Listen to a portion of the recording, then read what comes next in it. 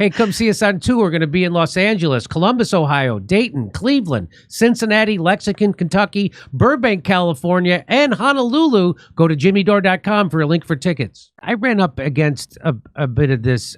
So a couple years ago, I was involved in an anti-war demonstration called the Rage Against the War Machine. It was mostly about the Ukraine war. And it was in Washington, D.C. at wherever they have those things. I can't remember. And,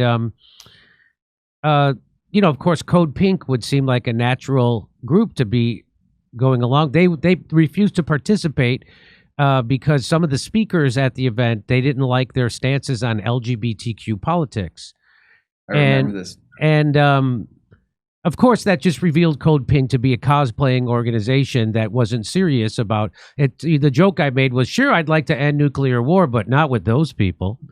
And, I always point to Christian Smalls organizing the first Amazon union on Staten Island, who was a black guy who got fired by Amazon at the beginning of COVID. He went on to organize on Staten Island, which, if you know anything about it, it's a bunch of Trump voters. And so there was a black guy organizing a bunch of Trump voters. And I always try to impress upon people that the way you organize isn't the way the Code Pink would organize. You don't go to the shop floor and go, who here is on board with who's not on board with trans rights? Okay, you're out. Who here is a gun nut? Okay, you're out. Okay, who here is against unisex? You're right. That's okay. Who's left? Now let's organize against the man. That's not how organizing works. Organizing works around a central issue. It's what Frederick Douglass said. I'll join with anyone to do right and no one to do wrong. And so I try to impress upon that. People are like, well, what if there were Nazis? I'm like, well, if we negotiate a peace deal in Ukraine, we have to sit down with Nazis to actually do it, right? You get this, how this works. No, they don't get how it works. And so I've also tried to impress upon people that, while I'm I've always been considered an ally of the LGBTQ community because I feel like everyone should be treated equally and no one should be denied the right to work or marriage or housing based on their sexuality. And you should treat everybody the same way you want to be treated. But what people don't realize is that a lot of the trans ideology is not coming from the grassroots up. It's coming from the top down, just like you pointed out. It's coming from intelligence community. A lot of the early wokeness is coming from the intelligence communities and the foundations run by and funded by billionaires to keep people away from class issues and focusing on culture issues. The same thing's happening today. When I saw a video of Larry Fink talking about pushing trans ideology, I knew exactly what was happening. This is a way to keep people fighting amongst each other and to see your enemy as your neighbor instead of coming together with your neighbor to fight your actual enemy, which is the establishment and the oligarchy, because that's what we live in. We live in an actual oligarchy. We haven't lived in a democracy for my entire lifetime. So would you agree with those sentiments? Absolutely. Yeah. I mean, that is the function of this. That's why wokeness has become so pervasive. And, it may be peaking. You get signs that we're sort of hitting peak wokeness, but its utility seems to be pretty important to the reproduction of these very unequal class relationships. So I'm not sure it is going to go away so quickly. And it also offers for members of the professional managerial class, it offers them a way to feel like and appear to be doing righteous things without running up against power, right? They can just, strike laterally rather than picking fights with people and institutions who could potentially crush them, It's like, so yeah, I mean, that's exactly what it's all about. What I try to point out to people also is of course, you're allowed to organize for instance, Martin Luther King was allowed to organize to integrate lunch counters, right? Because that doesn't hurt anybody's bottom line. The corporate America is actually going to make more money off of that. So, but when they turned against Martin Luther King, wasn't when he was trying to get civil rights and equal and integrate. When they turned against him was when he did a poor people's march, not a black poor people's march, But it did a Poor People's March on Washington. They specifically shot him while he was supporting a sanitation workers strike. That's absolutely. Right. And not to say that there wasn't opposition. I mean, of course, he went up against Bull Connor and clubs and all that because, racist local cliques were threatened by that movement. But the larger context, of course, was the U.S. government facing the world, in which people are saying, wait a minute, why should we follow you? Wait, why is the Soviet Union is terrible? We need to follow you. You don't let black people drink from the same water fountains as white people, and you send dogs against them, right? So, the foreign policy establishment, D.C., they realized, this is a problem, So actually, it would be better for American power globally, i.e., American empire, if we didn't have to go around the world explaining why, local county commissioners in Alabama can get away with this horrible behavior because of the structures of American federalism, blah, blah, blah, right? Because that just, people are like, okay, so what you're saying is this is legal, you do this kind of stuff. So, but I mean, it's not that the civil rights movement was some sort of, tool of the federal government. It's to say that the civil rights movement was fighting against entrenched Southern power structures, but that the larger power structure of the U.S. was okay with those changes. And then, as you said, Poor People's March, not so much.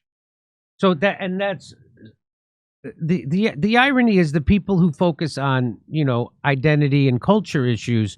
You write in here, you say the greatest irony of mass politics based on a universalist demands is that when victorious, universalist politics disproportionately benefit the most vulnerable among us. If black trans people suffer disproportionately from inadequate housing, high unemployment, and the lack of health care, then universal provision of such needs would disproportionately benefit black trans people. We see this reality at work. So that's what I try to, I try to impress upon my friends who, for instance, are for reparations, which I'm for reparations. I think the United States has the money. We just took the money we gave to Ukraine. We could give reparations to the black people who have a lineage connected to slavery. But what I'm saying, that'll never. It's a much more realistic goal for us to get universal health care for everyone, because that's something the majority of people in the country, people on the right and left, agree with.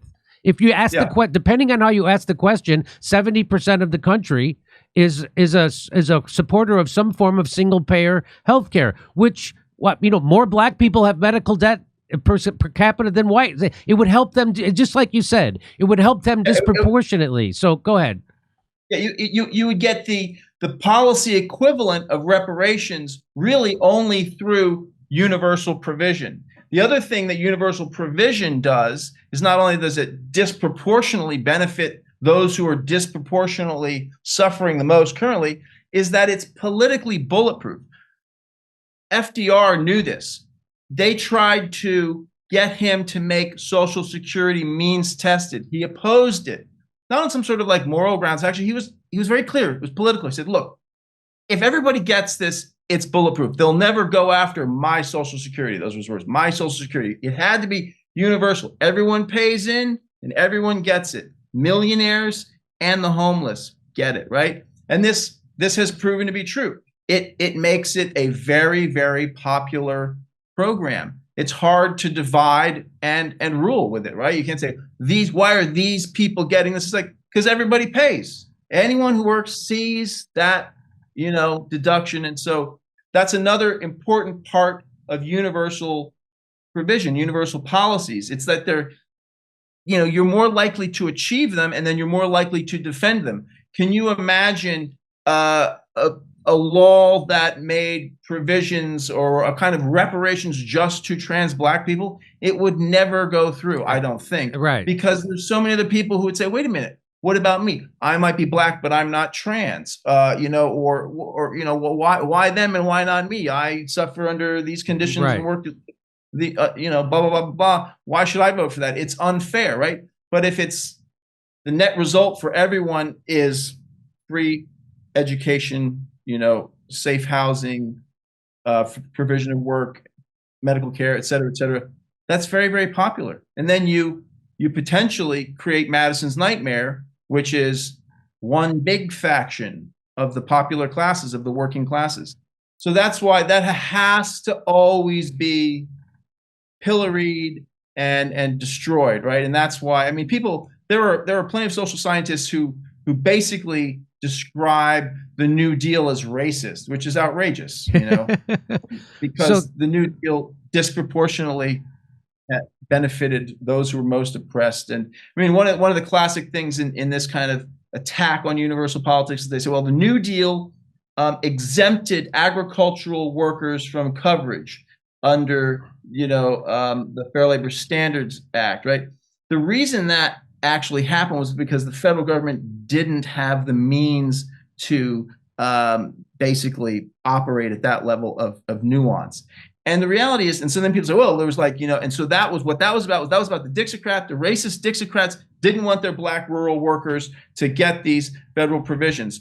Fact of the matter is, there were more white rural workers who remained uncovered due to that than there were black rural workers, and that there were also hundreds of thousands of African American industrial workers who were covered by the Fair Labor Standards Act, the Wagner Act. But that's a common highbrow historian, social scientist way of attacking the one episode of really successful universalist policies, the New Deal, and trying to paint it as racist. And it's very sad how common it is for young lefties to take that up as if it was true, and it's not. I mean, you bring up the example of Social Security. I just actually had a conversation last week with someone about this, and they're like, well, why don't we means test it? Why do billionaires get to have Social Security? And I said, because as soon as you start to take it away from some people and only make it available to certain people, now it becomes a welfare program, and it's easier to attack and dismantle. Yep. So, but if it's universal, just like you spoke about in your article, it's much more bulletproof to those kind of attacks, and it's much harder to dismantle. Hey, come see us on tour. We're going to be in Los Angeles, Columbus, Ohio, Dayton, Cleveland, Cincinnati, Lexington, Kentucky, Burbank, California, and Honolulu. Go to jimmydore.com for a link for tickets.